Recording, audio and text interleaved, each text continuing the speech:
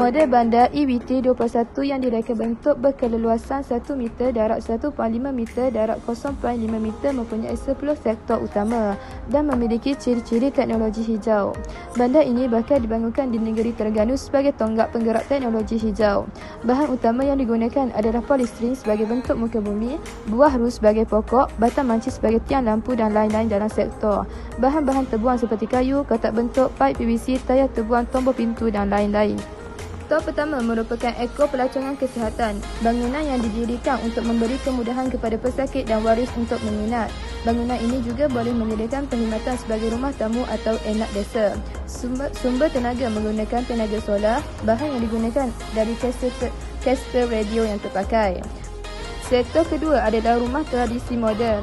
Rumah ini mempunyai reka bentuk tradisi tetapi menggunakan sistem solar bagi penggunaan elektrik dan pemanasan iaitu memasak.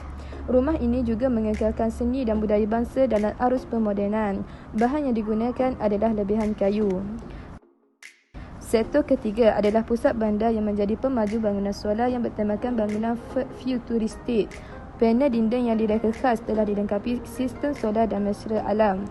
Bangunan ini juga akan menggunakan sistem tenaga dan air yang cekap serta persekitaran yang dikelilingi pokok-pokok bagi mengurangkan kepanasan. Bangunan ini merupakan pusat pentadbiran utama One Stop Center, pendidikan dan pelancongan. Bahan yang digunakan adalah tombol pintu terpakai dan kaster radio.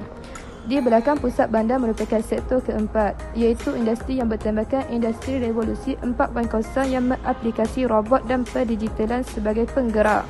Bahan yang digunakan adalah papan litar elektronik terpakai dan conduit kabel terpakai. Di hujung bandar merupakan sektor kelima, iaitu pengurusan sisa dan air sisa. Pengurusan sisa pejar yang menggunakan insinerator yang akan menghasilkan tenaga dan baju kompas untuk pertanian. Salah satu pendekatan yang digunakan ialah konsep 3R, Reduce, Reuse and Recycle. Pengurusan air sisa secara efisien memainkan peranan penting dalam isu kecekapan penggunaan sumber dan kesihatan awam. Bahan yang digunakan adalah paip PVC, komponen tombol dan plastik minuman. Sektor keenam adalah teknologi maklumat yang mengaplikasi sistem tanpa wayar. Bahan yang digunakan adalah lidi sate dan paip PVC. Sektor ketujuh adalah tenaga, iaitu kami mengaplikasikan solar sebagai sumber utama untuk menghasilkan elektrik di samping janakuasa elektrik sebagai minor yang memberikan sokongan kepada seluruh bandar. Sejajar dengan saranan kerajaan dan mempromosikan kecekapan tenaga dan mencari ketidakbergantungan tenaga boleh habis. Sektor ke-8 adalah pertanian bandar sebagai meningkatkan penduduk dengan sumber makanan. Selain itu, penggunaan baju kompas dari sisa pejal untuk meningkatkan nutrien tanah, pengurusan pengairan tanaman, menggunakan air hujan untuk menyiram tumbuhan serta menambah baik amalan penanaman. Bahan yang digunakan habuk kayu. Bahan yang digunakan habuk kayu. Sektor ke-9 adalah perhutanan untuk mengekalkan kelestarian alam. Sebahagian pokok-pokok dikekalkan untuk kawasan perbangunan. Sektor perhutanan dikekalkan sebagai hutan simpan.